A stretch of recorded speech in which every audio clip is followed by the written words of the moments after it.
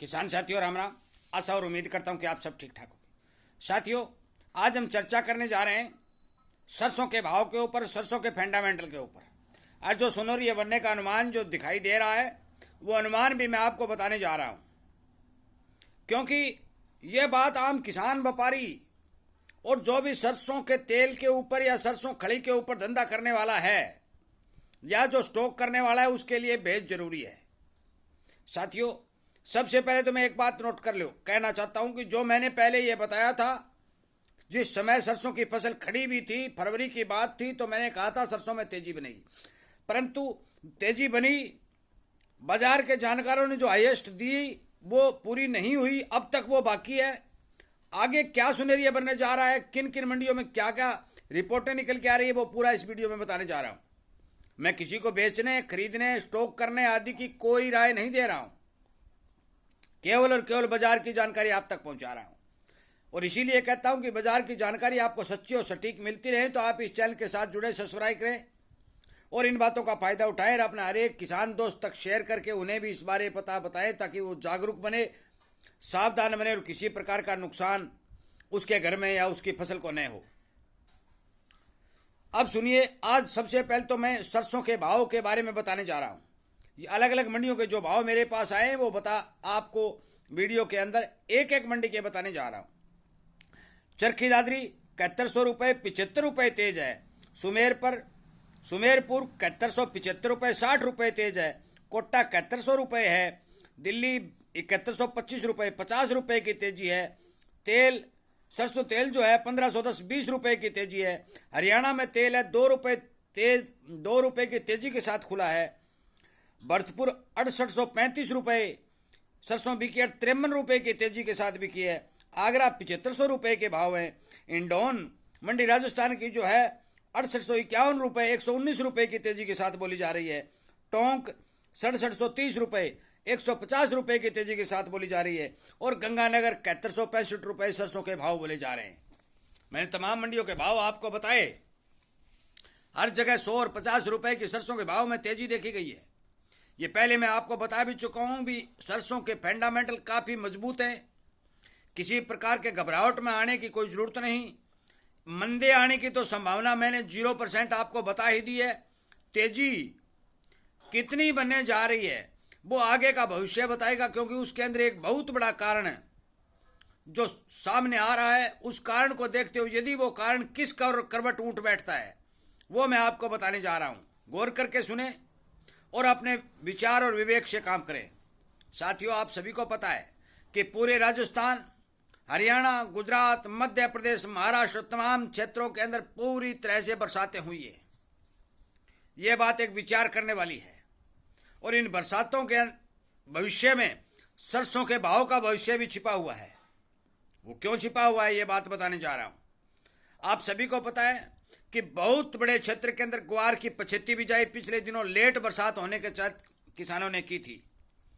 मूंग मोट की पछेती बिजाई भी बहुत लेट बरसात होने के कारण किसानों द्वारा की गई थी। मैं बता दूं कि इन बरसातों से किसान किस करवट रुख बदलता है, ये बात ध्यान रखने वाली है, क्योंकि पछेती ग्वार की बिजाई के चलते पछेती फसल पकने में देरी करेगी तो वो किसान को सोचना है कि वो सरसों की फसल लेना चाहता है या फिर पछेते मूंग मोट और ग्वार की फसल लेना चाहता है। यदि किसान पछेती मूंग मोट और ग्वार की फसल को पकाएगा तो सरसों की बिजाई घटने के आसार बन रहे हैं।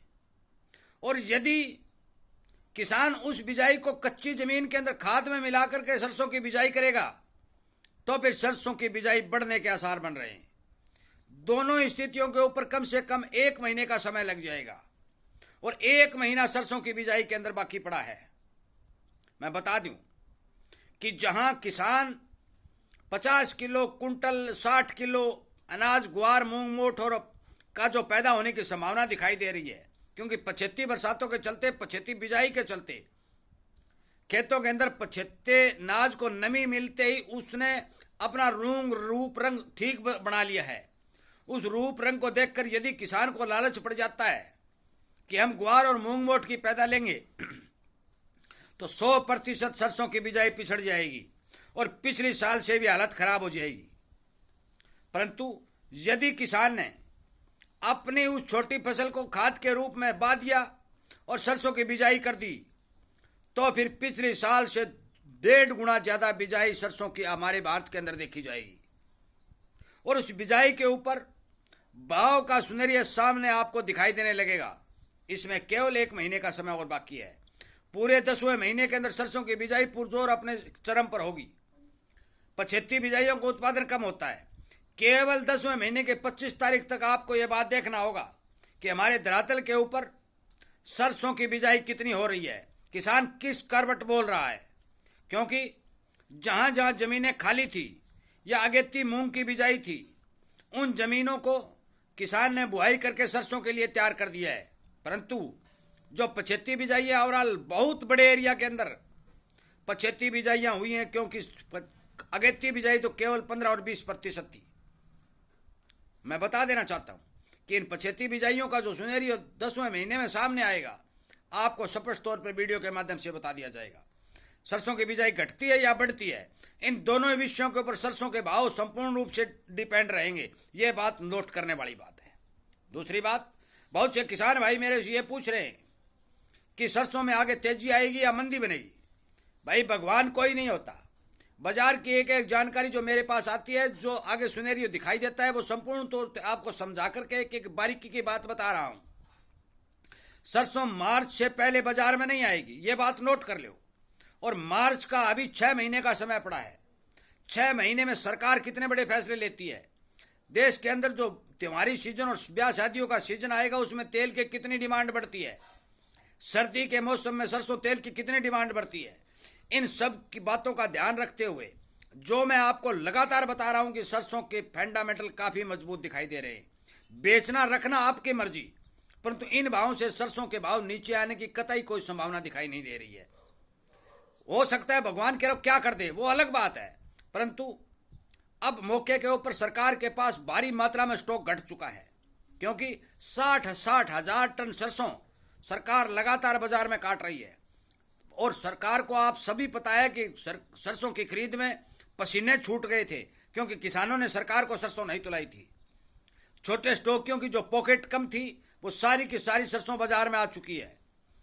तीसरी बात, बड़े स्टॉकियों के पास सरसों है, किसान के पास जो सरसों है, सरकार के पास जो सरसों है। मैं पहले भी बता चुका हूं कि यदि इस सरसों का सही इस्तेमाल हुआ, कोई मिलावट नहीं हुई, ठीक डिमांड चलती रही और इसी हिसाब से इस प्रकार ये चलती रही, तो दिसंबर तक संपूर्ण रूप से सरसों खत्म होने के कगार पर आ जाएगी। यह बात मैं बार बार कह चुका हूं।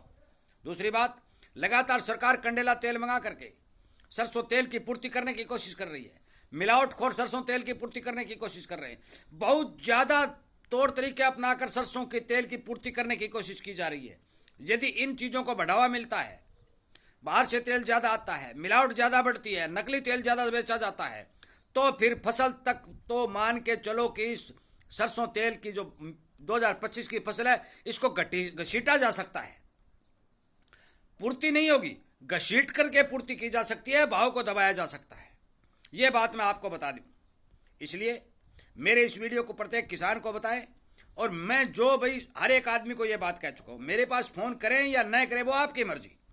जो सच्चाई है वो सच्चाई मैं आपको वीडियो के माध्यम से लगातार बता रहा हूं। अलग कोई नहीं बात नहीं मिलेगी। कोई सोचता है कि भी फोन कर लेंगे तो तेरे को अलग कोई बात बताए, नहीं। सभी किसान एक सूत्र में बंधे हुए हैं। सभी किसानों को, व्यापारियों को, खेती के ऊपर काम करने वाले उद्योगपतियों को मैं केवल किसान मानता हूं। ये बात नोट कर लें, क्योंकि मुझे किसी प्रकार का कोई लोभ लालच नहीं है। मैं जो बात वीडियो में बताता हूं वही बात आप यदि फोन करेंगे तो आपको वही बात मिलेगी। साथियों, सोमवार का दिन है। 50 और 100 रुपए की तेजी के साथ बाजार चल रहा है। आगे क्या बनने जा रहा है वो सुनेरियो मैंने आपको बताया। महीने बाद जो बिजाई सरसों की शुरू होगी उसके ऊपर डिपेंड हो, सारा का सारा सिस्टम घूम जाएगा। यदि इस बिजाई के ऊपर हम ध्यान देंगे, किसान किस करवट काम करता है विचार करेंगे और इन बातों की जानकारी रखेंगे तो 100% आपको फायदा होगा। जो भी रिपोर्ट मेरे पास आएगी आपको वीडियो के माध्यम से पहुंचा दी जाएगी। वीडियो सुनने के लिए, लाइक और शेयर करने के लिए, चैनल के साथ जुड़ करके इन बातों का फायदा उठाने के लिए आप सबका धन्यवाद करते हो इस वीडियो को विराम देता हूं। उम्मीद करता हूं कि आप अपने विवेक से, समझदारी से काम करेंगे और नुकसान से बचेंगे। जय हिंद।